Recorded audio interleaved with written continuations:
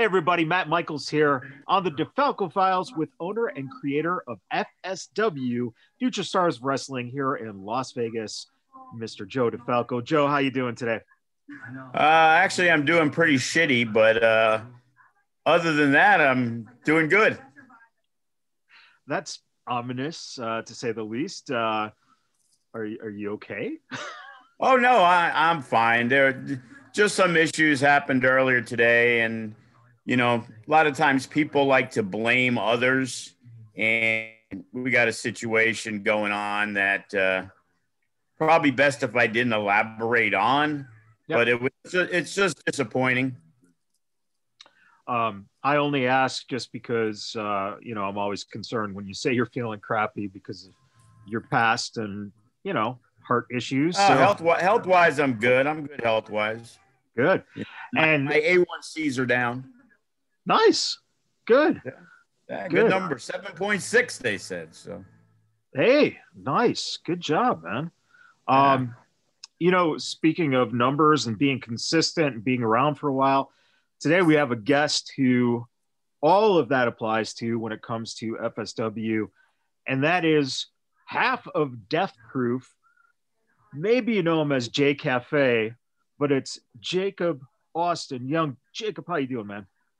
I'm doing really well, man. I just want to say thanks for having me onto the podcast. I've been listening into the DeFalco Files for a while now, and I was actually pretty itching to get on because I felt like I had a lot to talk about, with my history with FSW. Awesome, man. And I know that your name comes up a lot when we are talking. Joe has a high respect for you. And do you remember when you first encountered Joe DeFalco? I was anticipating this question, and I don't remember our first meeting just because it was so long ago.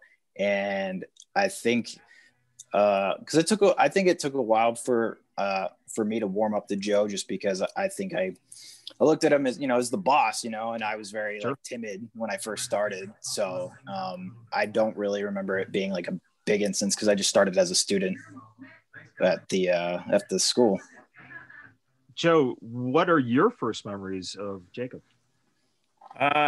What I thought of him was he was the first guy that moved to Las Vegas to train with us at FSW. From what I understand, he used to go to some of the shows down in Arizona, and I believe he was talking to a guy like Kid Vegas and a couple others, and Clutch followed suit after, but Jake was the first guy who packed everything up and said, fuck it, I'm coming to Vegas. Wow. And how old were you, man, at that point? So when I first moved to Vegas, it was a week after my 19th birthday. So I graduated high school in 2011. And then within about 2 months, it was, again, my birthday's in July. It was a week after my birthday that I'd moved into the double wide trailer with Hefe. Oh yeah, I remember that. I dropped you off a couple times. Yep. What was that experience like for you? Did you have any kind of roots, any kind of base here in Las Vegas, any family, or was your anticipation that FSW and the wrestlers, the boys, would kind of fill that role of family? And even though it was Arizona, you'd still be fairly close. 19 years old, that takes a lot of balls to, just uproot and go for it. Yeah, I didn't have there's no family for me out here, and I didn't get as close with some of the local talent as I am now until like a little while later. So I was just kind of offered to me. Hefe offered his place to me, and I just kind of took it because I just wanted the chance at wrestling. Sure. So it was a kind of a risk, but it was kind of like I had this moment when I was in my senior year at high school where I wanted to try to go after wrestling and see what would happen. I had no expectations of like if I was going to be good at it or if not, but it was really a decision to me to be like, I'm going to try this because if I don't, I'm going to regret it. And it's worked out so far. Isn't that always the case too? Where you find yourself, you see something that you love and you just have to, in good faith, try it, or else you're going to kick yourself in the ass that you didn't try it. Now, Joe, when you saw him training in the ring, and you got the feedback from the trainers, was Jake the kind of person who showed the desire and passion that goes along with, being a 19-year-old kid who's just like, fuck it, man, I'm going balls to the wall? Well, initially you could see that there was talent there, but he was very, very green. I would say by the time he had his first match, we had the idea, him and Greg Romero kind of came up in the same class, I guess you can say. Clutch was also in that same year. And, wow. I had this idea, they're going to be the young stallions of FW, and I'm like, hey, I got this great idea. We call him because it was Gorgeous and Young, because Greg Romero went by Gorgeous Greg Romero and Jacob Austin Young, and they were Gorgeous and Young. And, we were excited. We were waiting for the GAY chance, and they were going to be this uber baby face, up and coming upstarts. And, the way things work out, unfortunately, the ideas in your head don't always pan out to the ideas that actually occur, and, it's kind of crazy, looking back at that to see the progression that Jake has made. You almost have to chuckle when you think of some of those early Gorgeous and Young matches, usually at a dark match at the Silverton. Wow. Well, at least you got to wrestle at the Silverton early on. What are your memories of teaming with Greg? And, being young, being green, was it something that you were working through the process of understanding the psychology? Was it something, getting used to being in front of a crowd? And how are the veterans towards you guys? Because here you guys are the young bucks, essentially. Copyright infringement not meant, but getting a chance to at least be on a casino show and get some experience. Yeah, so like thinking back on it to when I started and like how we got paired up together, I remember the first Samstown show was August of 2011. And I remember because that first show I wasn't on. I was actually helping cleaning. Like the young students now will like on shows before they get on, they'll like help out with like spills around, Samstown, like help picking up and guiding people and stuff like that. And I remember seeing that there. And then it was shortly after that me and Greg started getting paired up together because both like kind of brown haired white guys. So it kind of like fit real close together. So, and tagging with Greg was fun. We both had I think looked at it very positively, but I think both of us really had different ideas for what we wanted to do, especially with the Gorgeous and Young thing. I think it's fun to like look back on now, but definitely at the time, Greg was a little bit younger than me and I was like still 19 at the time. Being called Gorgeous and Young wasn't really what we wanted. You want to be a big, tough wrestler, but that wasn't really who we were at the time. So I think what I like to think about like what Gorgeous and Young could have been down the line once like me and Greg got a lot more experience. I definitely think it could have been something like pretty incredible, but at the time that we were doing it, we were just so young and so green and just like didn't have the patience or the knowledge for wrestling to make it anything bigger than what it ended up being. Sure. Joe, at what point do you, when you have an idea and you try out a concept like that, at what point do you know it's time to pull the plug and go in a different direction? Well, when we did it, I don't know if it was the right time to pull the plug, but we would have our traditional Jack Slammy Awards, we called them, because Jack Slammy was the announcer. So it was a takeoff on the Slammy Awards. And, we usually had a clear-cut guy who was going to be the Rookie of the Year. And that year, there really wasn't a clear-cut guy. And Mike Modest at the time was the commissioner.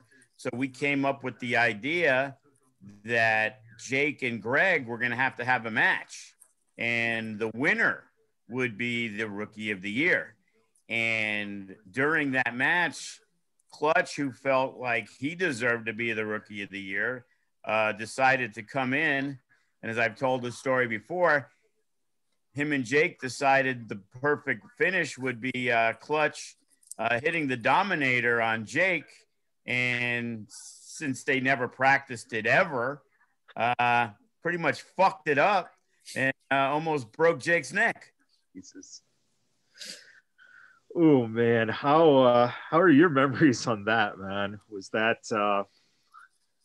that's tough?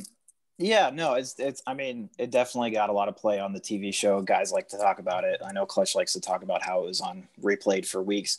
But like going into that, and when we were kind of keyed in on what was going to happen, Clutch and I were living together at Mike Delight's house. You might have heard of like Mike Delight's house being like a wrestler's house. Yeah. And so we never had worked on the move at the school, but when we came up with the idea of like the aesthetic of a Dominator on top of somebody, because it's kind of like flipped down on top of somebody. So that was the concept for me to get flipped onto Greg. And then it was kind of like a zig and a zag thing where he tucked in a little bit too hard and I didn't like look up. So I kind of tucked my head too. So it just kind of like pretty much point of the back of my head hit the mat and the rest of my body fell like folded over my face like a taco. And it looks awful. It looks like I should have a broken neck, but honestly, I felt fine. I remember it was pretty like dramatic. A lot of the refs came to the ring, I think, and then they were checking on me and people were asking me if I was okay. I remember Joe asking me if I was okay in the back. And I was just like, yeah, I didn't know if it was like an adrenaline thing and I was going to feel it. I think it was stiff, but honestly, like I didn't go see a doctor. I felt okay like afterwards. And they think we only kept me off shows for about a month at that time. And then I started wrestling again. Do you think that, with the traction that got with the boys, do you think that going through that experience earns you just that little hair more of respect for the fact that you took it, you got back on your feet, and it wasn't like, any friction from you. It was like, hey man, now we got, this guy's tough. Did it just kind of toughen you up, mature you, I guess? Yeah, I think the biggest thing was everyone's just concerned about me and just being like, hey, are you okay? And I was just like, I was fine. So it wasn't really like I never felt like it made me like tougher in the eyes of everybody. Definitely respect, like, dang, he took that and he's, still walking around and he still wants to do it. I could see, I'm sure there's like stories of people getting like a reality check in wrestling and then being like, nah, I'm good. I don't want it, but I don't think for a second that after that happened, I never thought I didn't want to do wrestling. I mean, I just wanted to get back and wrestle as soon as possible.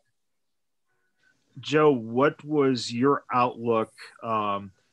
We had this scenario for Rookie of the Year. Where were you going from that point with Jake? Well, after everything that happened, the setup basically was going to be Clutch and Jake. So because of the injury, I'm pretty sure at that point that pretty much ended Gorgeous and Young, because that was the first opportunity probably for Clutch and Jake to actually be involved in a storyline instead of just some random matches here and there. There was Jake and Greg doing their tag matches, and Clutch was probably, in singles matches, random 6-man tags. He was just trying to find a spot on the show. And, Jake had the opportunity, and I don't know if it's the reason why, but I'm pretty sure he did well enough that we just kept it going where he became a singles wrestler at that point. Was that something that you were looking forward to, or was the idea of potentially staying in a tag team or moving on to another tag team, I should say, something that you wanted? Where did you see yourself at that point? I don't think I was looking. I don't think I was seeing myself in any particular direction. At that point, I was still maybe 19 or 20. I wasn't, I didn't have the wherewithal to be like, I want to do this with my career. That, like, as crazy as that like looked and how dramatic it honestly was probably the best thing that happened to me and for Clutch as well, because it led to us getting a program. It built up to us getting a singles match at the Silverton Casino on the main card, where we had a big one-on-one match. And prior to that, I remember specifically Clutch had a No Limits title match against Remy Marcel that I got involved in. I hit him with a chair right before the big Silverton match. And then because of that match, because Clutch was in the agency with Greg Sharp, and Greg Sharp was wrestling Jack Manley for the No Limits title, or he was wrestling Jack or Remy, somebody. But because Clutch and Greg were together, I got to team up with Jack Manley, which was really a great experience. And we had a tag match at the Silverton Casino as well. So really, because of that incident, I got these two really big matches on the Silverton Casino shows, and I got the association with Jack Manley, which then would go into leading into the following stuff with Bryce. Yeah. Joe, what do you remember about that time period of, kind of leading up to the following?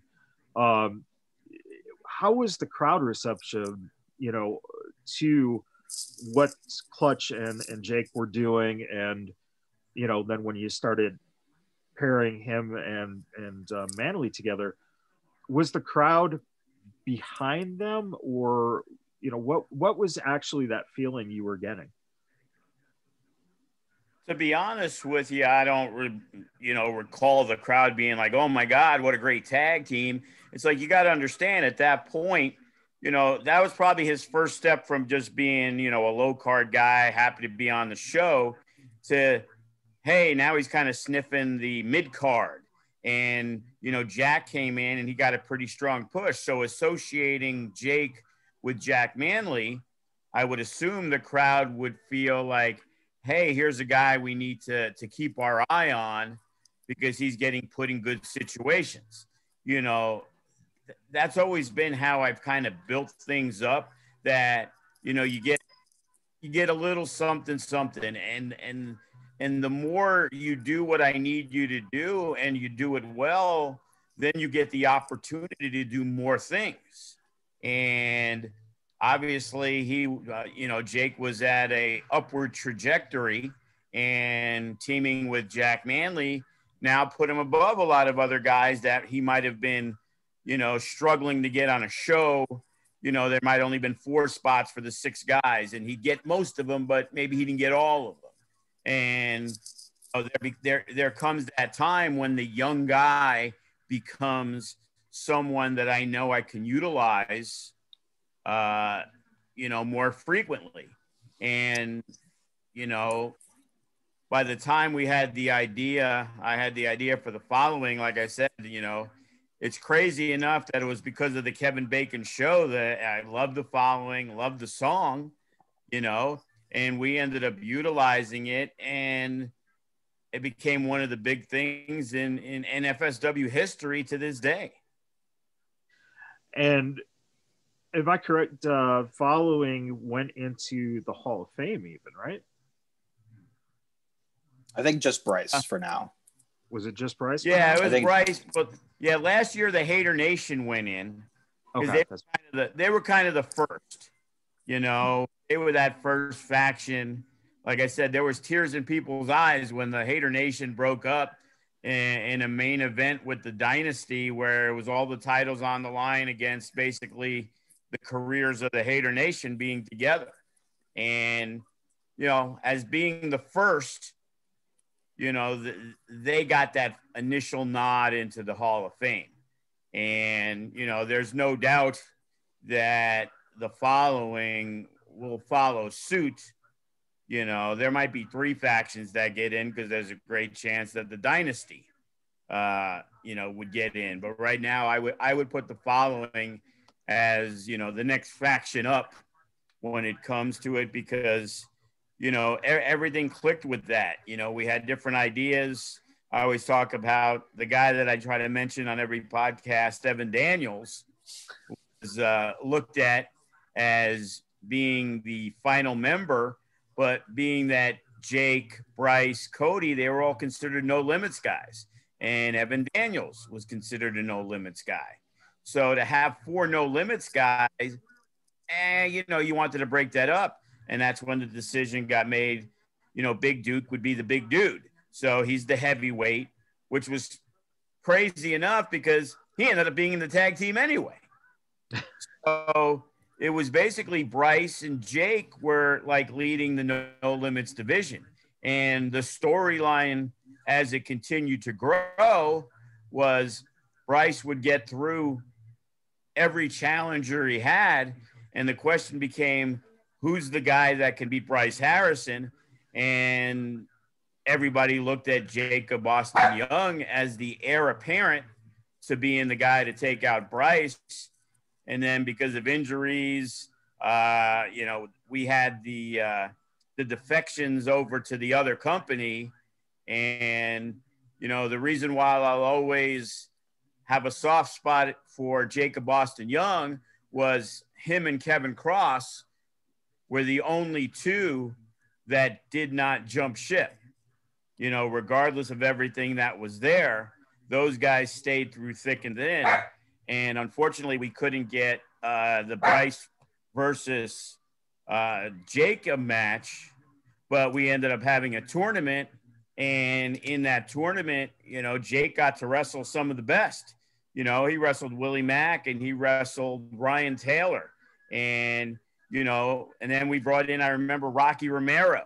So, you know, him not going was a great move for him also, because he was kind of the guy that dominated the no limits division.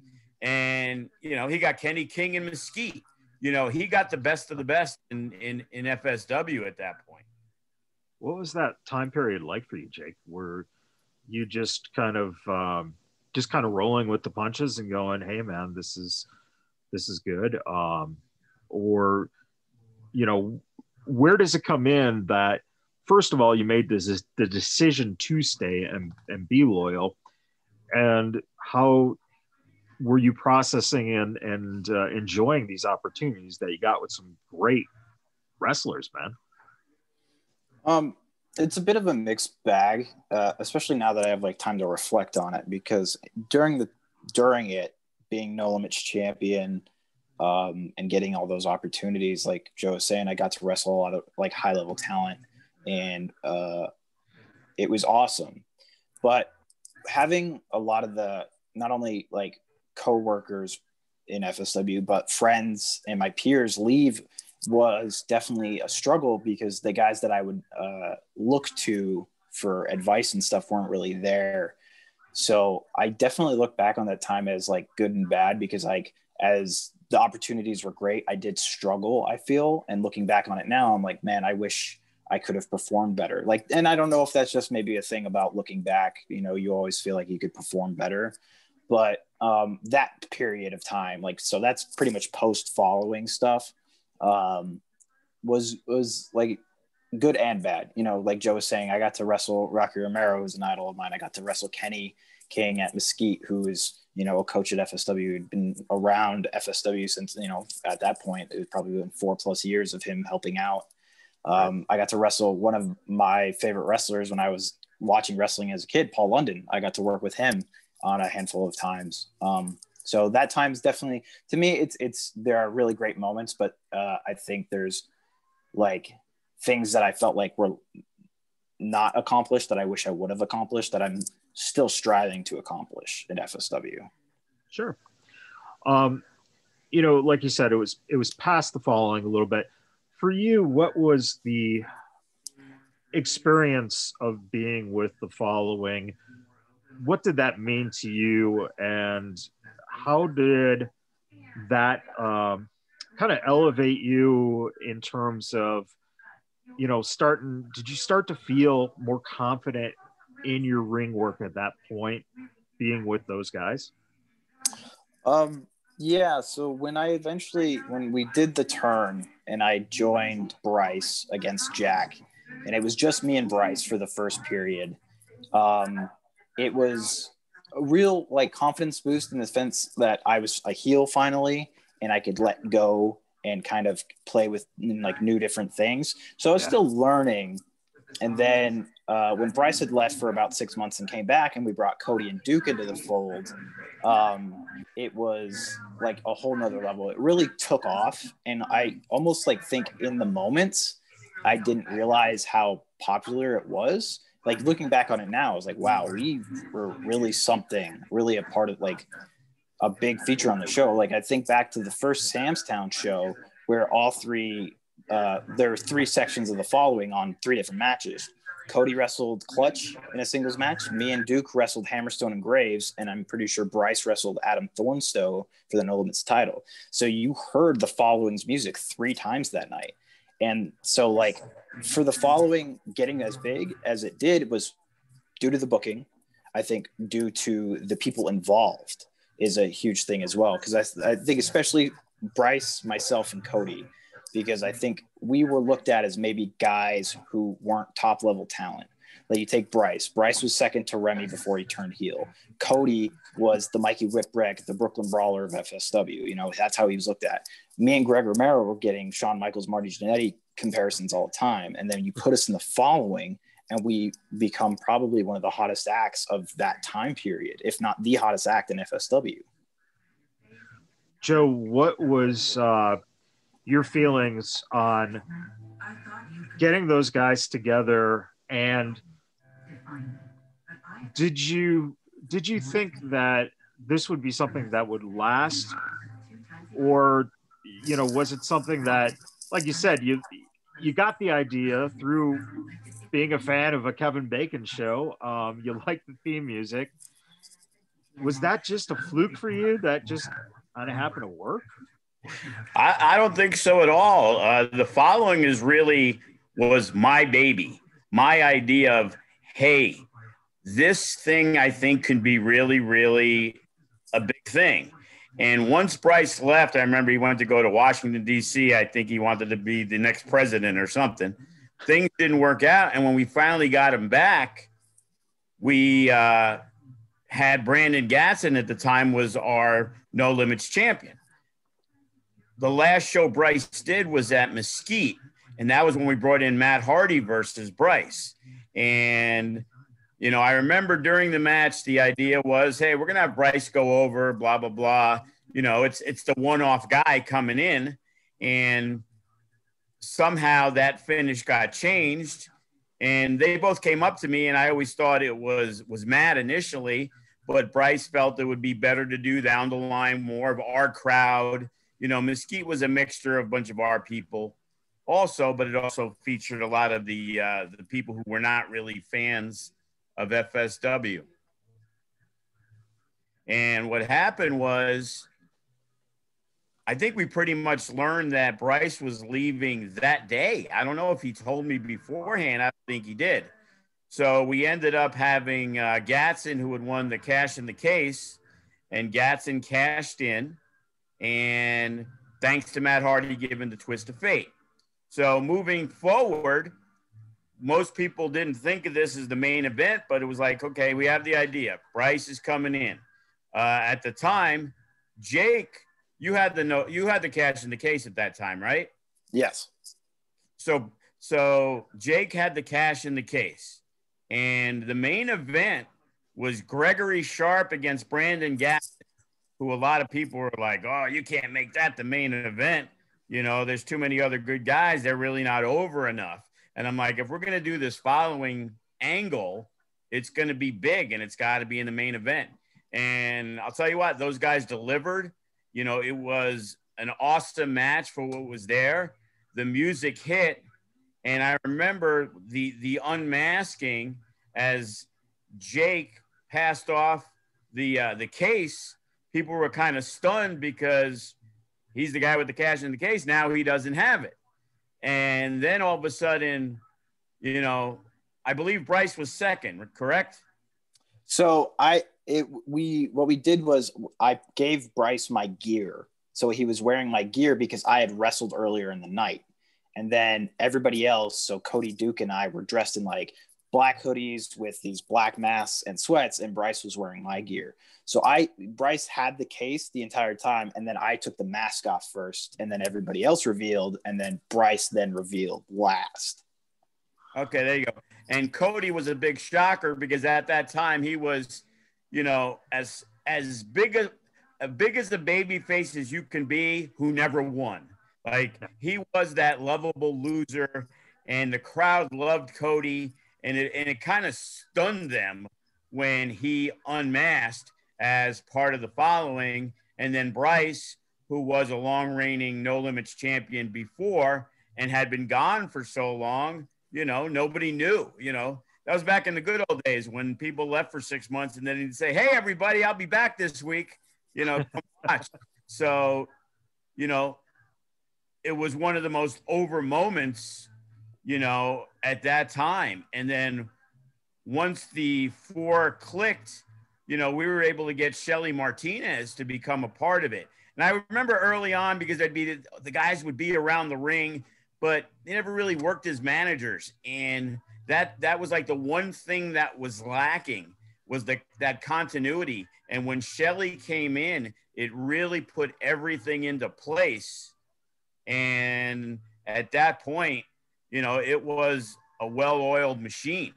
And, you know, like you said, you know, Bryce had some great singles matches with Adam Thornstowe, you know, during that time frame. So, you know, everybody's game upped, and they were by far at that point and it was hard to boo them because they were so good, you know, but they were as hot can be. And, you know, we never really got the disintegration of the following the way we wanted it to be, with Jake basically taking over the helm, you know, because we had talked at different times that Jake was going to be on the outs and Damian Drake was going to slide in. He was the new young guy that, you know, Bryce was going to make the new disciple because, you know, Jake was getting out of hand. He was getting out of line.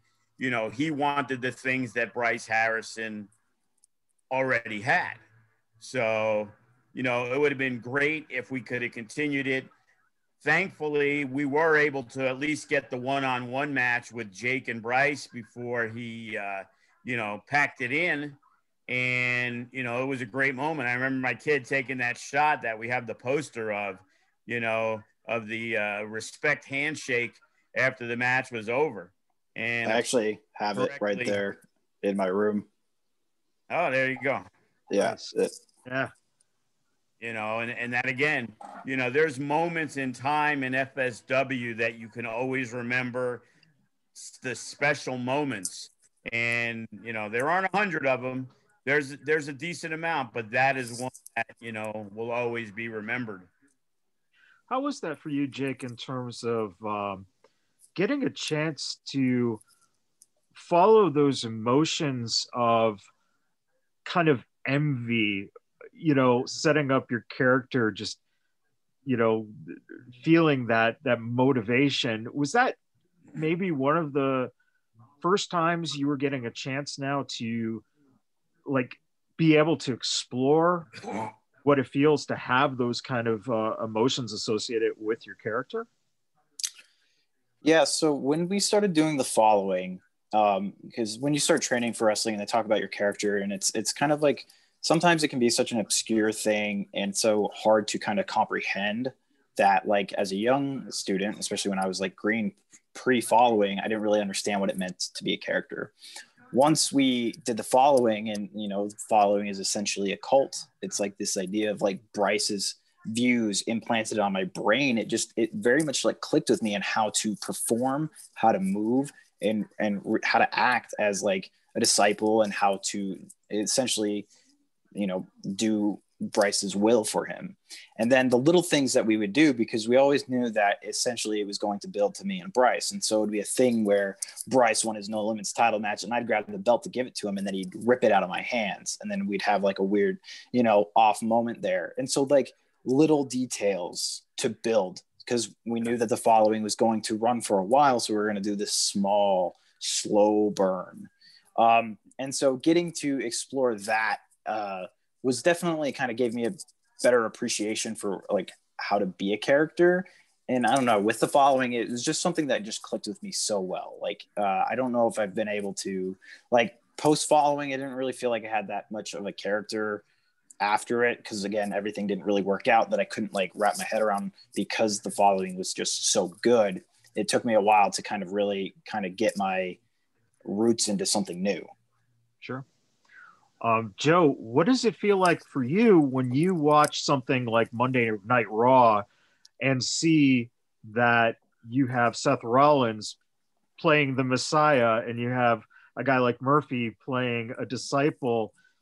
Is it just the fact that that type of universal theme storytelling is just something that's going to continue to just kind of show its head to wrestling? Or do you go, hey, that was my idea, what are you guys doing? Well, you know, the thing is, in wrestling, mostly every idea is based off a different idea. You know, there's certain things that I've done in the past that a lot of people didn't know, never saw it, you know, but it's, you know, it stands the test of time, you know, and there's been other things that we've seen in the WWE and other companies that seem like blatant stealing, but that isn't one that I consider. You know, a lot of people say, because the connection's there from who worked TV to what, that the Street Profits are a ripoff of the Bonus Boys, the R&B. I remember I had an idea with Cross while he was beating the crap out of somebody, as he was working his feud with Tyshawn Prince at the time. And I said, hey, I got this idea. Instead of just beating up this jobber guy, I want you to beat him up, but have a microphone in your hand. And while you're beating him, you're basically doing commentary of beating the crap out of this guy. And I'm pretty sure you're like calling him Tyshawn Prince or whatever it was. And I swear, maybe I did see it 20 years ago, but I had never really seen it. And then a week later, Sheamus was doing it on SmackDown. Now, when I looked at that, I'm like, oh, they stole that one. Because you know what? Whether they did or they didn't, it just seems awfully coincidental that they happen to do something that hadn't been done in 20 years the week after we did it. Jake, when you finally won the No Limits Championship, what did that mean to you? And at that point, did you feel a little bit of a little bit of a pressure to now step up the game a little bit, because now you're the No Limits champion? You know, that's a pretty big honor from where you started from to where you ended up, having the belt finally. Yeah. So winning the belt, it means a lot. It meant a lot. Because I think the No Limits title means so much to FSW. And I kind of explained this when I was previously on the podcast with the Vegas BadBoyz, but you saw so much local talent. I mean, you still do with the No Limits Championship. And it is not only, because with the heavyweight title, you saw the Matt Hardys, the Brian Cages, the Sean Rickers, these guys who come in, and they're big stars and they deserve that spotlight. But with the No Limits title, seeing the guys who are homegrown and become stars and who can then be main event the shows and then have matches of the year. I mean, you talk about Funny Bone and Cody Steel Cage match for the No Limits Championship. You can talk about the triple threat ladder match that Remy, Ice, and Damien just had, or if it was just Brett or Damien with Remy, or Jack Manley and Bryce's Iron Man match that they had. It's just, there's so much history and so much talent has held that title that it meant so much to me to win it, because that was my goal. I never saw myself as winning the heavyweight title. It's not what I wanted. I wanted to be the FSW No Limits champion, because I had been around it for so long with Bryce that it was, the top of the mountain for me as far as like what I wanted to accomplish. So winning it was a huge honor. And then having the championship in that time where we had the people who had left FSW. So it ended up having to be me in a lot of main events. I remember being atop the card on a lot of the shows at the school, the Mesquites, Silverton shows, and that was a lot of pressure. Looking back on it now, I definitely feel like, again, as I was talking about earlier, I could have performed more. I feel like I feel like I had more to give and I didn't. And so there's a little bit of regret there, but it was an absolute honor while it was happening. And who would you say during that run was the, I guess, most favorite person to work with, or who did you feel you had the best chemistry or matches with? So I had two kind of like big feuds as No Limits champion, and that was with Ryan Taylor and Braden Gatson. So me and Ryan Taylor had a few really incredible matches, but me and Gatson, because Gatson was a babyface for a long time, but Gatson became a heel against me. We had a one-on-one match at Sam's Town, and then after the match, he turned on me, and then we had a rematch at Sam's Town that was pretty heated, and we were going to have a third match, but unfortunately, he had hurt his back, and we never actually got to have that while I was No Limits champion. So I had wrestled Gatson my first championship opportunity was against Brandon Gatson for the No Limits title after he just beat Bryce for it. So there was just so much history there, and Gatson was someone who brought my game up every time that I wrestled him. And that was something that I always liked, was that he was maybe not looked at as such a bigger name, but absolutely next level talent compared to some of the guys I'd been working with locally. Joe, what do you remember during that time period? Is there anything that stands out to you as, a particular match, or was there anything in the storylines that you felt particularly proud of, or maybe that didn't get executed, for whatever reason, that, didn't go the right way or the way that you thought it was going to go?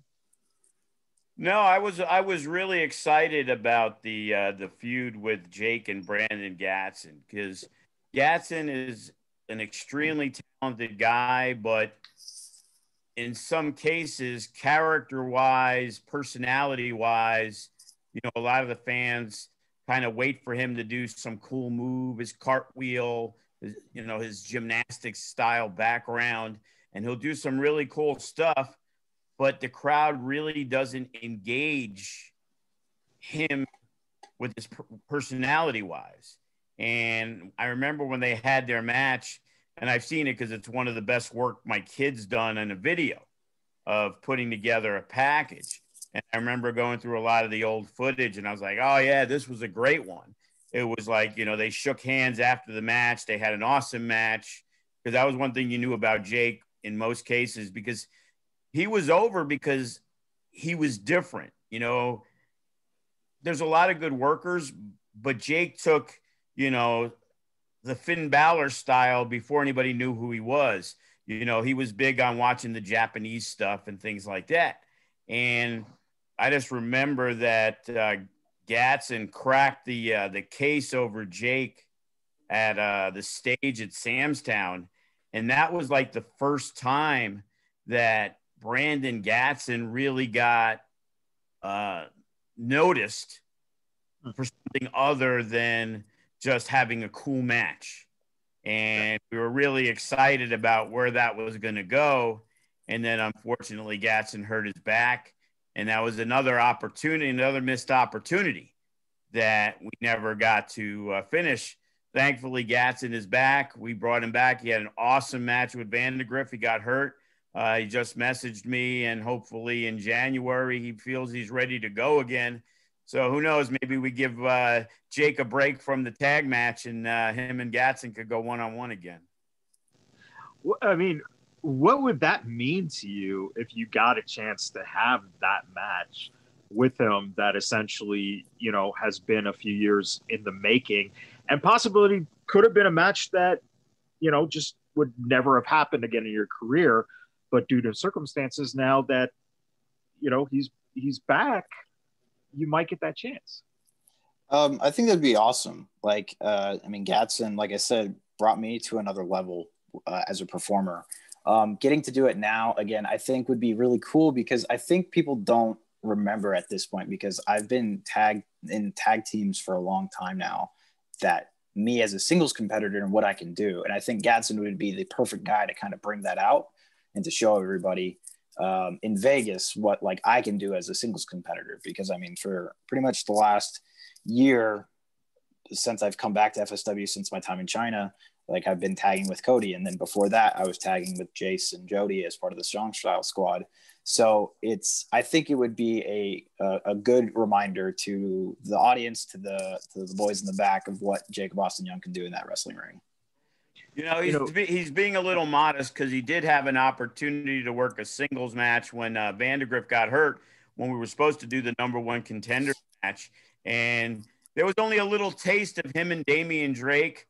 But, when we talk about the No Limits division, my vision of it didn't necessarily mean that the champions who got the belt fit that description. Guys like Saiku and Jack Manley and Remy, they weren't that kind of style. Jake was one of the first, and then Damian Drake has a little bit more of that explosive, high-flying, ability. And they didn't go very long, maybe 5 or 6 minutes, but it was one of the most entertaining 6-minute matches I have seen in an extremely long time. And, those guys are going to be killing it for years to come. So, but right now, Death Proof is without a doubt one of the top tag teams in FSW, along with the Unguided, Shogun and Kenny. They got to put the belts on the line. And, I definitely know that there's going to be a lot more matches between guys like Death Proof and the Unguided. Would, in talking about that style of how you've always envisioned the No Limits Championship, would a Death Proof versus Unguided tag team championship ladder match be something that these guys could pull off? Do you think that their talents are on that level of a Hardy Boys versus an Edge and Christian, back in 2000, 2001? I think whatever they do will work. It's kind of like, if you look at them at the tag teams, it's this, they're similar, but so different. You got Cody and Jake, and Cody is very excitable, very emotional in the ring. Jake is more the even-keeled guy, a little mellower. And it's the same thing with the Unguided. You got Damian Drake, and then you got Vandergriff, who's so talented, but sometimes you forget because he's so quiet.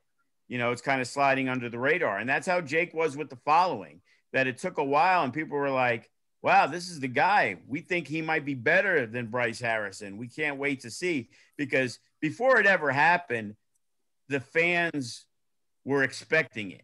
Like they were believing that Jake was going to be the guy to unseat Bryce. So, talent-wise, it's crazy, because when all our tag teams went to China, and that's how it ended up being. It was like all the tag teams. So whether it was breaking up, where Jake was involved with the Strong Style squad, but he left. So that took out that tag team.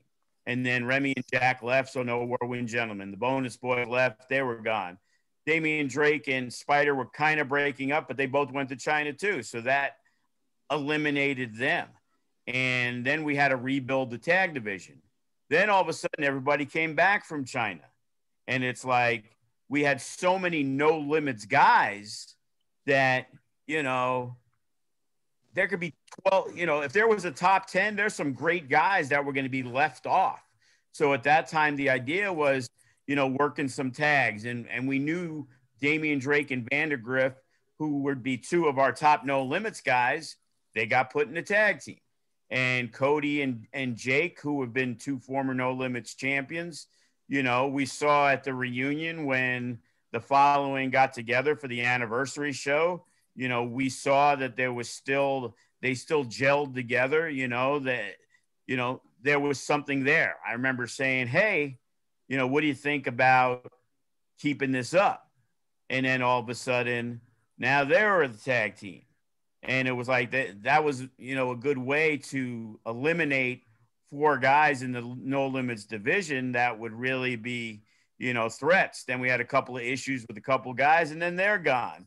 And it was just funny how now, out of everything, last time we had to rebuild the tag division, and now the tag division is one of the best you're going to see anywhere. The young talent is through the roof, and then the A group is as good as any in any company that, you know, I put our top tag teams with. Now we got Ice Williams and Funny Bone, and, you know, that's huge, but there's some younger guys that we are now looking at to try to, whether it's a Brandon Gatson return, because he's a guy who could be, you know, a Nevada state champion. He could be in the heavyweight mix. We got a guy like Jordan Cruz is a guy who definitely could be an asset in the No Limits division. But now that's the, you know, that's the division that we need to build up a little bit. What did China mean to you personally? I mean, we've heard over the, you know, the last 30 weeks that we've been doing this so far, a lot of talk about how China helped, you know, anyone who's really kind of talked about it. What did that experience mean for you, man?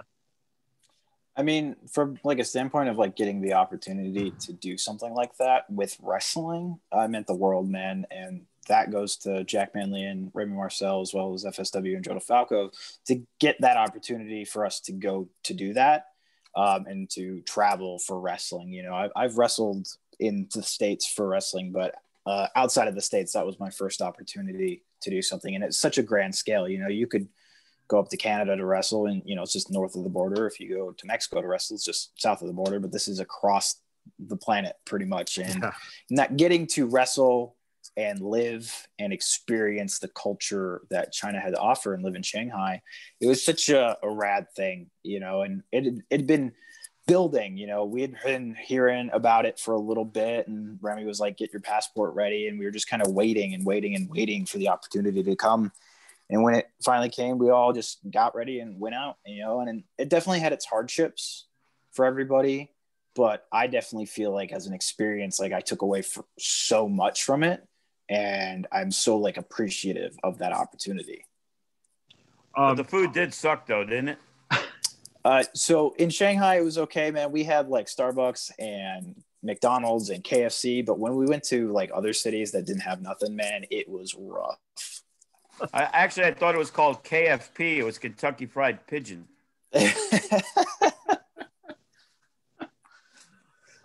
You know, having that experience, was there, did you like get closer to any of the guys while you were over there? Did you kind of, you know, get a chance to get closer relationships with guys like Cody? Well, Cody unfortunately was not over there.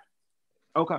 All right. But so we all had an apartment. So like Hyperstreak was there, but I had been living with Hyperstreak for a long time. He ended up living in that Wrestle House for a while.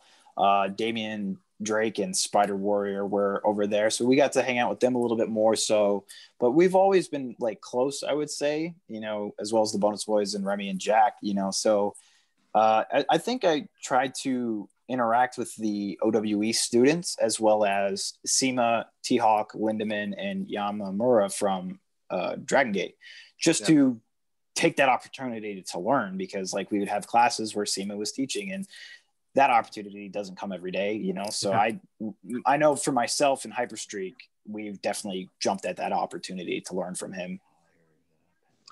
And when you look at getting back to the States, were you just roaring to go, or was there still part of you that's like, hey man, I kind of want to go back for a little bit and stay a little longer? Well, that was the thought. So I did 2 trips. We did April to June of 2018, and then I did August, like early August to November, late November. And I only came back because I was going to work the Royal Rumble weekend in Phoenix. And I was just going to have that experience. I had some buddies who were working at WWE at the time, TJ Perkins and Lindsay Dorado.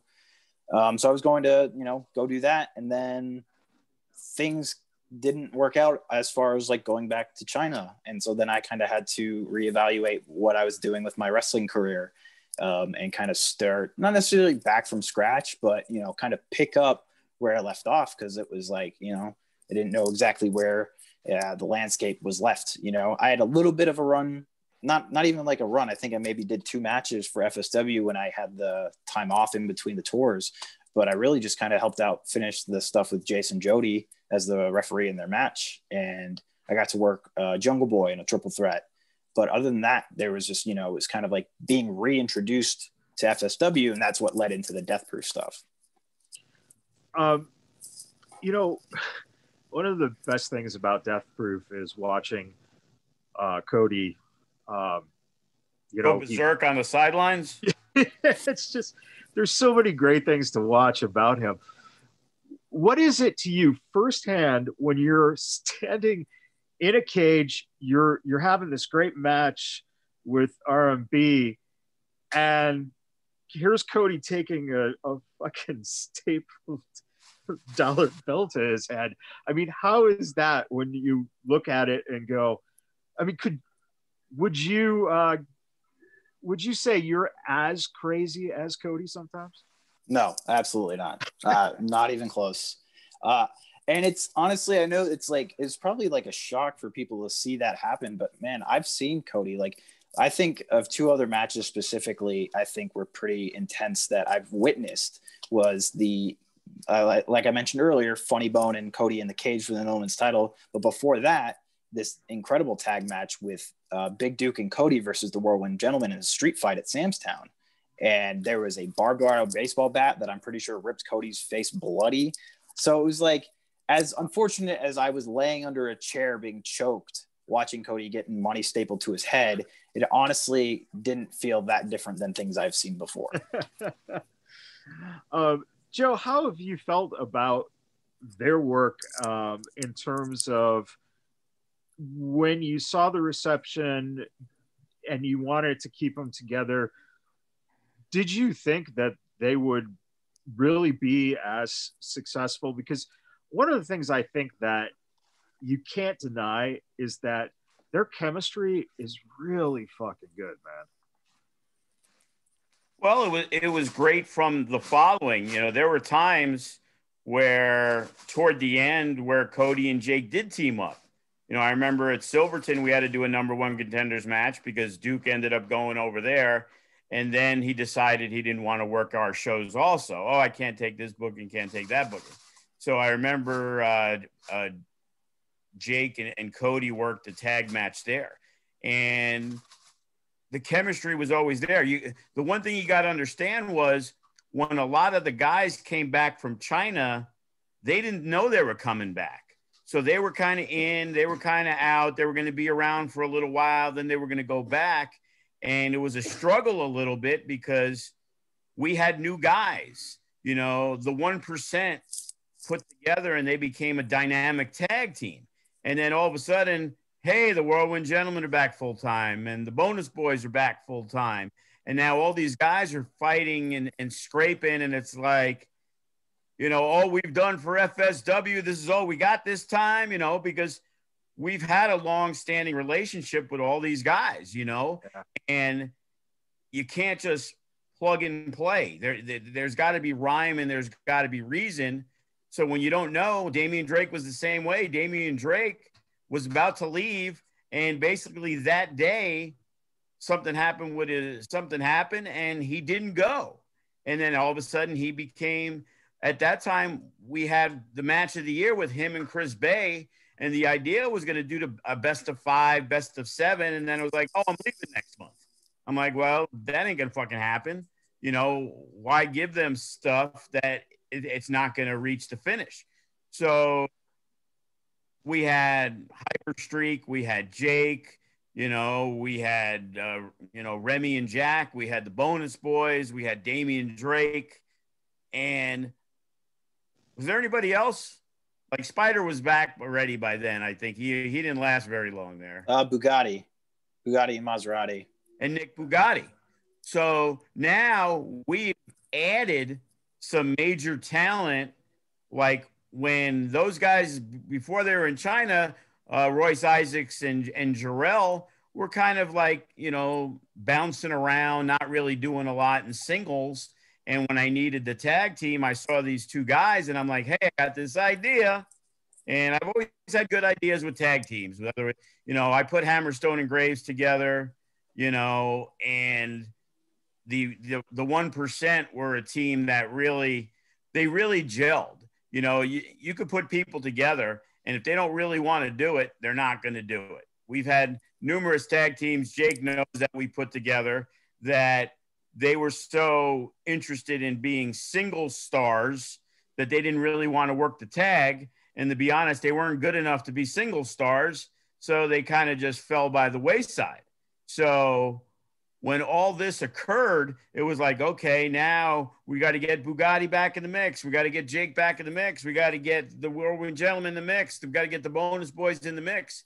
And that takes time because, I'm a loyal guy. And I love these guys. And, they went to China flying the FSW brand. But just because they came back doesn't mean I'm going to take Tito and Che and say, hey, I'm not using you guys no more. Hey, 1%, you're going to drop the belts to the guys who came back from China. Thanks for those 10 months of killing it and getting over. No, I have to figure out a way that everything goes together. And, as Jay can tell you, our roster has always been that way where there's so much talent. And then you got to influx the kids from the school who are now ready for matches. So there were times like Tito and Che don't get on shows because I'm trying to get Laz and Adriel on the show. And to just have Tito and Che work a one-off isn't beneficial to either one of us. So now we're trying to get Laz and Adriel work, then the Suavecitos and Sky High. And all these young teams have gotten better. Like Jake will tell you, from the first match he had at a dark match at the Silverton, if he didn't get those matches, it would have taken him a lot longer to get to the level he was, and even now we got, Class out of Arizona, Jordan Cruz, we've brought in some talent. Tito Escondido is going to be back at the next show. We got Brian Pillman. Like, we're always loading up with really good guys. Wise Guy, he had a great match with Hammerstone. Wise Guy is like one of the most underrated, unknown talents on the West Coast. Guy's in phenomenal shape. He can work. He looks great. And it's just because there's so many guys, it's hard for him to get over because our fans are very fickle. Our fans want to see their guys. So until a Wise Guy is perceived as their guy, like Hammerstone and Graves are our guys. They're out of Arizona, but they have been such a mainstay in FSW. They're like local talent. And that's what we're trying to do with getting the Wise Guys and getting Gatson back and Jordan Cruz and Class. And then you mix them in and there's like, some really good young talent. No Limits champ Ice Williams. Funny Bone's in the best shape of his life, and he's been doing it for 20 years. Yeah. It's like I'm putting the shows together, and it's like, fuck, I don't got a spot for this team. I don't got a spot for that team, and it's just like just trying to scramble and, get the best TV product going because the main thing is, because of the injury with Death Proof and the Unguided, they're not even on the first 2 weeks of TV. We're hoping on the second week we can do some video packages, maybe show something from the singles match between Jake and Damian Drake. But the bottom line is we don't want to see the Unguided and Death Proof on once every 5 weeks. So now it really tightens the screws, because with the first week we put it together, we did 5 matches, and it was too much. Like, we're over on the time. We didn't really get to put together many vignettes and promos. We only had a couple. And now moving forward, we're only going to have 4 matches. Well, when you got 25 guys, 4 matches, you're lucky if you're going to be on once every 3 weeks. Well, if we're trying to grow and be this huge company and grow from where we're at now, you need to see Hammerstone more than once a month. Right. So, it's just really complicated no matter how you go, because we do have that much talent, which is extremely crazy. Yeah, it's exciting as well, from a fan's perspective. Well, yeah, the show on Saturday night, from top to bottom, we had the Unguided and the Death Proof. We had Kenny King against Damian Drake. We had Ice Williams against Funny Bone. Hyper Streak in the semifinals with Watson. Remy and Nino Black was really good. We had 10 matches on that show.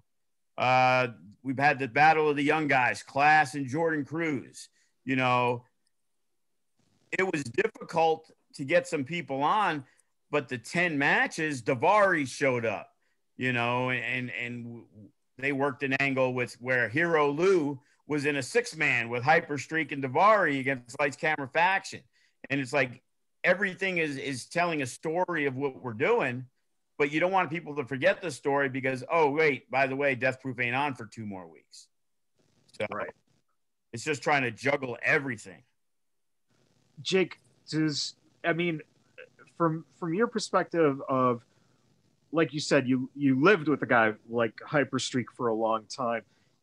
Is it encouraging to you to know that guys like Hyperstreak are really just kind of coming into their own right now, and yourself included, that you're at the point where the next 5-6 years of your career is going to be something else, where you're going to be mixing it up with a bunch of people who are coming into the start of their prime of their careers. Does that motivate you and excite you? Yeah, absolutely. I'd say it excites me. I think something that FSW provides is a really good foundation for the young talent to really grow. And you can see that in the guys like Cody, myself, Greg Romero, as like a class together. And then you could look at guys like Nick Bugatti and Chris Bay as guys who kind of came up, Kevin Cross as well. And then even now you look at the teams like the Suavecitos, Sky High, Laz, and Adriel. These that are really they have a great foundation in wrestling, and then they have this chance to wrestle TV and develop these characters. I think it's a great foundation for the talent to start to explore. And having had that for so many years, I've only gotten to become better myself. Hyperstreak has gotten better himself. Nick Bugatti has gotten better himself because of those things and because of the people that we have as trainers. Kenny's, again, I'm going to credit Remy Marcel, Jack Manley, and Saiku majorly for my own influence. A lot of guys are probably going to say that. Throw in Mike Modest as well. When I first started, Mike was the one training me. So I think that's what FSW provides. And whereas like you might see some crazy athletics, the roster is very diverse in like talent and what people can do. But I think the one thing that remains is everyone is always really good at what they do, whatever that may be. You look at a guy like Nick Bugatti, and here's a little fun tidbit. Nick Bugatti and I went to the same high school. Nick came to FSW because his sister and I were in the same class, and he was a year older than I was. But because his sister saw my Instagram about me wrestling, he found out about FSW and came to FSW. Wow. I'm glad Jake didn't know about the commissions that we gave to people who brought in new students. I would owe them like 15%. Man, I wish. I just showed up and he was there, and I was like, "What's up?" We were on the high school wrestling team together, and he just, But like like Nick is just really good at what Nick does, and I think that's for everybody. Like Hyperstreak is probably the best at what he does, and being that fiery babyface fighting.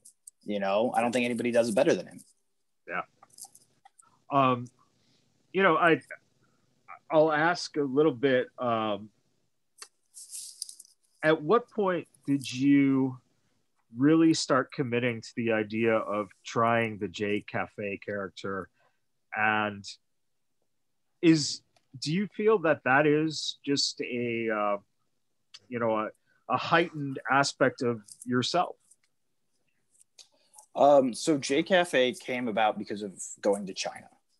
So so to go back a little bit, when we were doing the Strong Style Squad, I didn't really have anything to kind of character-wise. Again, this is post-following.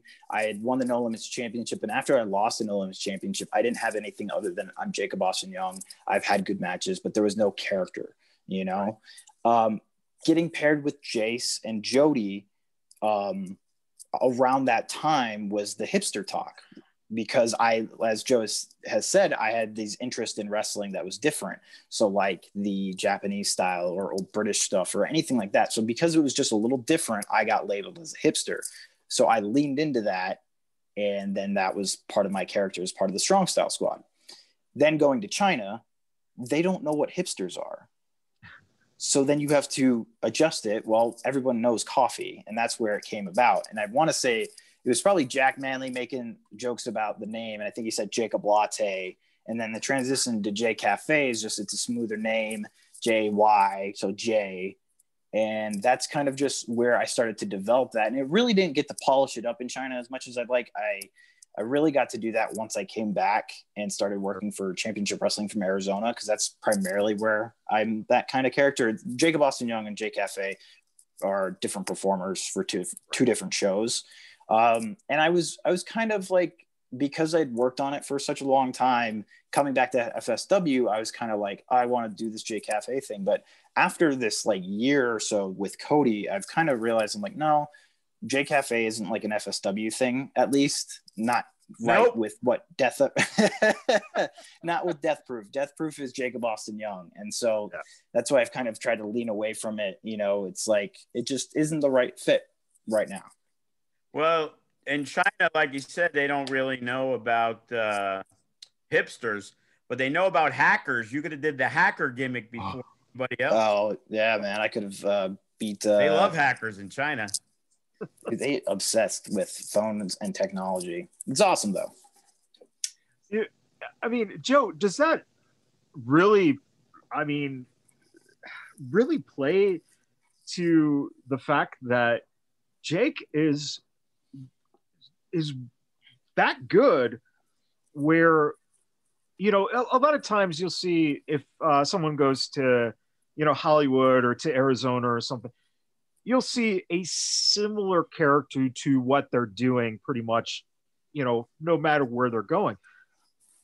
For Jake to do two diametrically different characters, does that just play to his strength as a guy who fucking gets it? I'll be the first to admit I was not a fan of the J Cafe thing. You know what I mean? I pushed, and it was the Jacob Austin Young, and I felt there was definitely more to go, but he felt stagnant. And, you know, I've always been willing to give the talent the opportunity to try things. You know, whether I think it's going to work or I don't think it's going to work, it doesn't matter. You know, just as if we're talking about, hey, what are we looking for in the finish? What are we looking for in the thing? And if I say, well, I kind of want to see this, that, and the other thing. Well, a guy like Remy will always have a different idea. Okay. And the thing is, if we're doing the match and Remy's talking with Jake or Cody, and they come up with an idea, like I said, if the idea that they have is similar to the idea I have, and it's going to take us to where we need to go, I am the first person to say, let's go your way, because I feel they are more invested in it, that they will do what they need to do because they want to prove, hey, Joe, maybe he'll listen again next time. I gave him, we went with my idea. And, you know, there's times we did stuff and it's like, yep, you guys really shit the bed. I guess you should have did it my way. But you know what? You live and you learn. You know what I mean? We're trying to do the best we can. And for these guys, they need to be creative and be a part of the process. Yeah. You know, part of the process now, you're really, really invested on what we're looking to do. And not that I think people were going to work harder, because I think when they're in a match, they're going to do the best they can anyway. But maybe subconsciously, they're like, hey, you know what? You know, I really need to do this. You know, I told Joe this way will work a little bit better. And because they know if it doesn't, I'm going to be the first one to say, well, that fucking sucked, you know. But I always look to give opportunities for these guys to creatively come up with their own idea for what we're trying to do. It's like, hey, this is what I want to get to. How can we do that? And when it came to his character, it was like, you know, I guess maybe because I'm 55 years old, you know, the hipster thing didn't do much for me. You know, I thought there was more character in what he was doing. But what he was doing was also something that was been done by him for 5, 6, 7 years. You know, you also need to evolve. So it's like, okay, let's try this. And, you know, he was aware enough to say, you know what, maybe that'll work if I'm doing the singles thing. But the idea with Cody or the Strong Style Squad, things are different. And what can I do to make things work? You know, he's one of the most talented wrestlers that we have. You know, sometimes I feel that creatively, or I think that's the one weakness he has. I've always said, I believe that Jake prefers to be Robin than Batman. Like, his strong suit has always been that best supporting actor. When he did the Strong Style Squad, he kind of came in to help Jace Battle, and it helped Jace Battle become much bigger in FSW. And the same thing with the Following, that without Jake as the number 2 guy, the Following probably would have never reached the heights that it did. Makes a lot of sense. Jake, do you feel when you're out there wrestling, or when you're thinking about character, or when you're thinking about laying out a match, do you see yourself as a Brad Pitt, or do you see yourself as that supporting actor to a Brad Pitt? I think it's a really awesome comparison that Joe just made about that, because with the Following and with the Strong Style Squad, I played the back seat for other people on the show, because to me, and I think what the show, in the direction the shows were going, it wasn't for me. Like, Jace had so much fire at the time, and I got paired with him as more of a, let's turn Jace into a baby face. And then we created the Strong Style Squad. And then him and Cody went on to have an amazing, they had 2 No Limits title matches that were absolutely outstanding. And if I could interrupt there. Yeah. The first match they had at the Silverton, I was doing commentary on.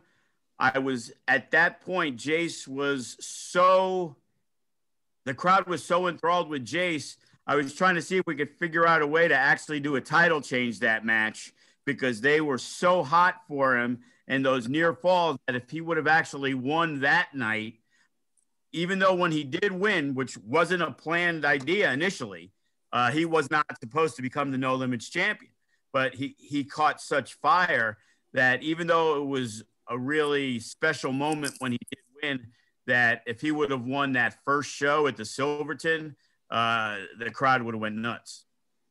Wow. And also shout out to Ricky Tenacious, because at one time Ricky was doing the intro and he gave Jace the sickest announcement of any big title match I've ever heard. It was so great.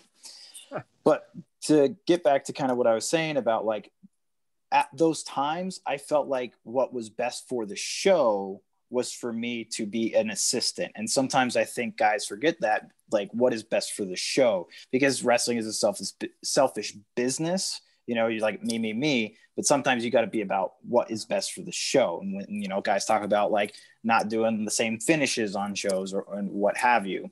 And I think, as Joe was alluding to, I have sometimes limited myself because of a lack of confidence in my ability, because of missed opportunities, the unfinished stuff with Gadsden, the unfinished stuff with the following, like these opportunities that would have probably put me in positions to kind of be the big singles guy, I didn't really get to follow through on.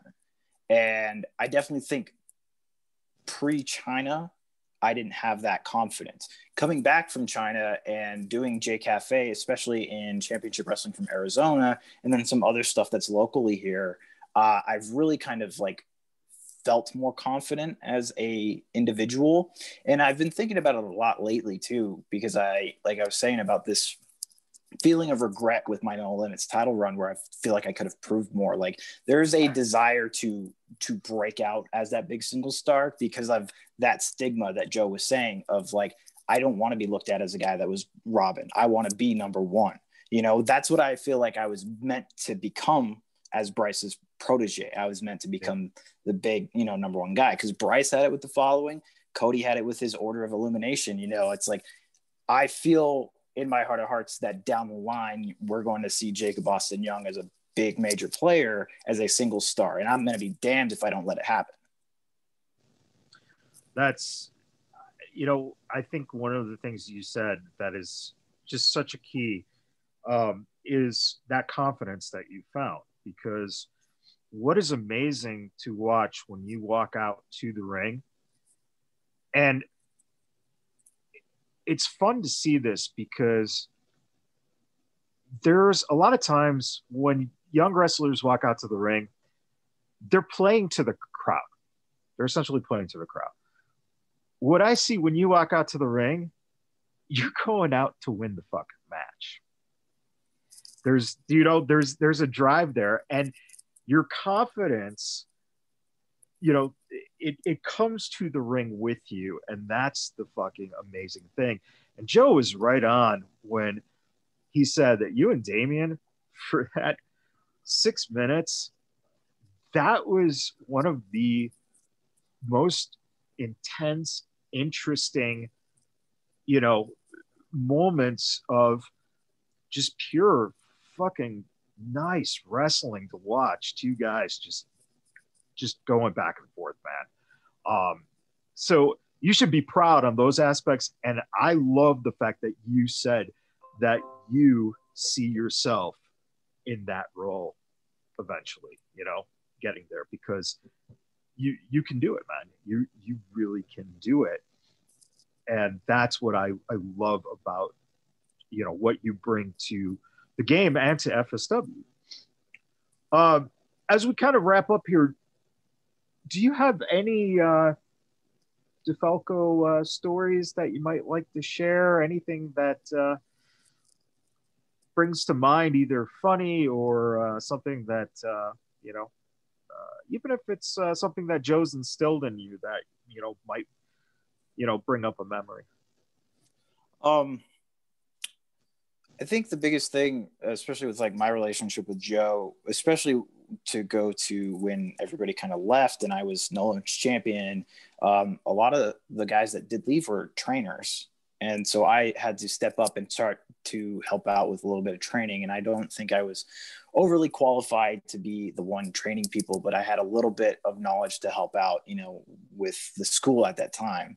And I just remember like, not anything specific, but just like kind of like becoming a guy that Joe would bounce ideas off of, just being there and being a part of that conversation. And to me, I think that meant a lot, because I feel like in Joe's eyes, his view of me, because it's hard.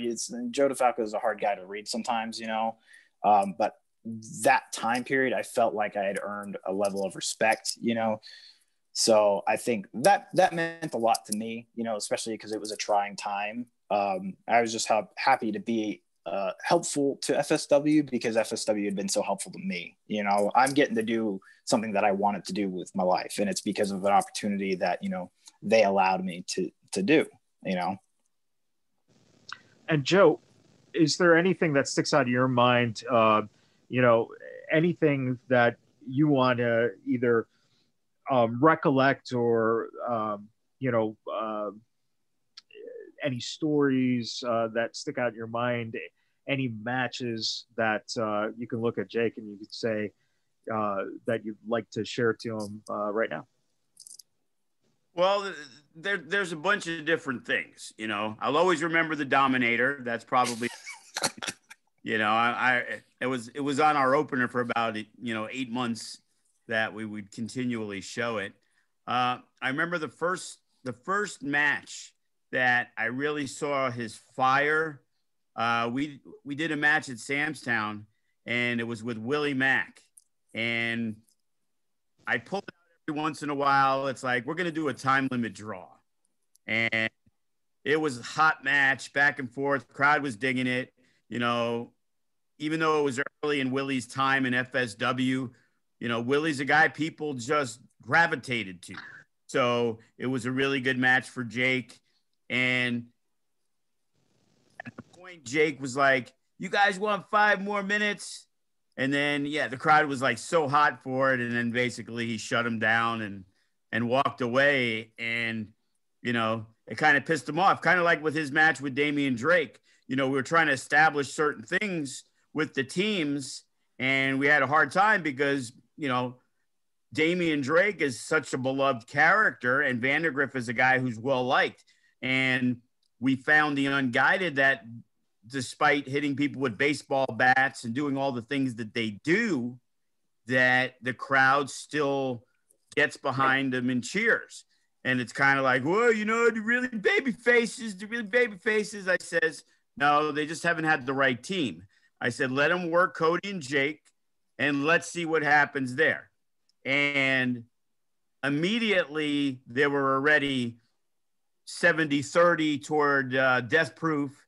And then the best part of the match was the fact that it was such a great match that Damian Drake just pulled it away and then walked out on the match. That really pissed off a lot of people. And, moving forward, it really established, where these guys are and where those guys are. And if the Unguided becomes successful as heels, Death Proof is going to be the team that got them there. Well, as we wrap up, before we get going here, Joe, you got the show coming up here on Friday that people can purchase. Women's show, yes, women's. Yeah. Fight TV. Tell us a little bit about what's going on and how people can purchase that on Fight. And then they can use their credit card. That's how. Take a credit card, and you go to Fight TV. It's only $9.99, by the way, for the pay-per-view. And we had to mix some things up. Family emergency. Miranda Alizé is not going to be there. So main event, Lacey Ryan is going to defend the FSW Women's Championship against Ruby Reyes. But one of the most interesting matches, Katarina, WWE Impact Superstar, she is going to be wrestling Estrelita from CMLL. So it's going to be the first opportunity for a lot of people to see a true luchadora from Mexico, on the show. We're trying to bring in some new people. Maserati and Delilah Doom should be a fun match. Sandra Moon is going to be wrestling CC Chanel. We're going to have a couple of our younger talents, Strella and Alice Blair and Bryn Thorne out of Arizona. So she'll be on the show. And we're just continually trying to build things up because, again, with so much talent, like at our last tapings, we weren't able to put a women's match on.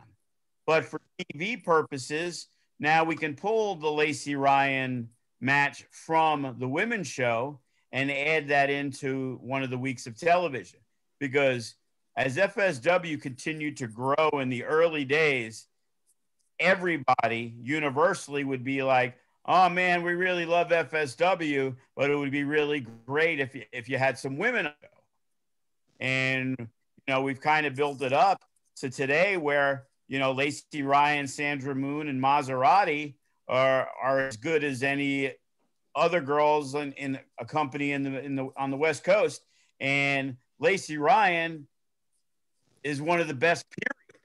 And, I hate to say it, but I really don't expect Lacey to be around FSW that much longer. It's like she's had opportunities. People are looking at her, and I'm pretty sure relatively soon somebody's going to pull the trigger. And, unfortunately, we lost Cross. Chris Bay is on a limited schedule because of his Impact thing. Kenny in Ring of Honor, who, by the way, sometimes you forget how good Kenny King is. Him and Damian Drake was in it. But the fact of the matter is just watching how smooth Kenny King is. You can watch him in training all day, but when you see him, he's given 110%, and he's wrestling inside the FSW arena because Vegas is his hometown, and he loves to perform. And all the credit in the world for Kenny to, give it his all. In a lot of cases, some guys who are at that level, they're going to want to mail it in. They don't want to get hurt. They got the other companies that there are their priorities. But Kenny, since I've known him since like 1999, has always been a super dude. That's going to be exciting. And for anyone listening to this, it is this Friday, the 20th of November. It will be 7 p.m. Is that correct? Pacific time? 7 p.m. The future stars of women's wrestling. There you go. And Jake, before we say goodbye for this week, I've never really asked anyone to do this, but do you have any words for the FSW fans? Words for the fans. I would say with everything that's happened this year, the fact that the fans stay so attached to the show and so passionate, it's inspiring. I think it makes a lot of the boys and girls in the back want to work harder. FSW has been around for a long time, and a lot of these fans have been here since the beginning. And I think it goes to show the quality of the show and the quality of the fans too, because, they care so deeply about the show, and they, are so attached to the wrestlers and what's going to happen. So I just want to say thanks, really. That's it. Thank you for, coming to the show, supporting the wrestlers, and for being a part of this journey, just as, much as we are a part of the journey of FSW. Especially your favorite fan, George Furman, who's loved you in every incarnation. Yeah, George Furman, number one. Jake, well, I don't know. He might be more of a Remy Marcel fan now. I'm gonna have to. No. He's a Jacob. He was one of the first followers. Yeah. Oh yeah. We get all the T-shirts, man. We had the Bryce's face on a T-shirt. The following T-shirts. The quick little story about that was before anybody locally was really doing merch was when I did that shirt, and then we did it in black, and that's when everybody was buying those shirts. And that really gave us, I feel like, cult status, because like you just see it in a sea of people, especially when we do that Brian Cage, Matt Hardy TLC show, that big show, just seeing how many people we had. It was crazy. Nowadays, even guys like the Suavecitos got merchandise. Yeah. Yeah. Well, if anyone is listening or watching and is not, familiar with your work, I do encourage people to please tune into the FSW Twitch channel. I believe too, $5, is that correct? $5 a month. You can get unlimited access to everything on Twitch. More importantly, if you have Amazon Prime, you can do it for free. There we go. Amazon Prime allows you to have one subscription. Make that subscription count. We're now live, 5 days a week. I make surprise appearances, talking even more than I normally do. That alone is worth $5 a month. So definitely check out, what's going on through Twitch and Amazon Prime. and you know, look up the YouTube channel, but definitely watch. You know, I'll tell you right now, man. Again, the coolest thing is when you can look back at some of the matches that you've had, Jake, and it's just awesome to see your evolution and to know that you're not even close to being done is fucking exciting, man. And I want, you know, all the fans to really get to know you, because next 5 years, brother, it's going to be very interesting. Let me tell you something. Before we did a segment that one of my favorite things that we did, it was called From the Vault.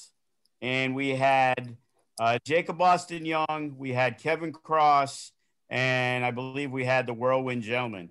And by far, my favorite one was the one with Jacob Austin Young, because being as quiet as he is and not really knowing him as a person, I think that was the perfect episode that once you watched it, you couldn't help but really like the guy. You know, super nice, super humble, you know, tremendous worker. And if you can, it is on the YouTube. It's called From the Vault with our guy David Lawson hosting. You know, check out the one with Jacob Austin Young. It's excellent. Excellent. And on that note, ladies and gentlemen, thank you all for tuning in. Please download, subscribe, share, review. Do something. Christ. Yeah. You know, all the stuff from FSW, all the stuff from the Vegas BadBoyz podcast. And, you know, I need money so I can pay Jake more. Yes, please. And, you know, next week, we will be bringing you another Arizona resident. Mr. Gallo will be joining us next week. The former GQ Gallo. That should be interesting, talking about the old days at the Silver Nugget. So that should be a fascinating talk with another great talent. And you get it right here on the DeFalco Files. Thank you, everybody, for tuning in. And we'll see you next time.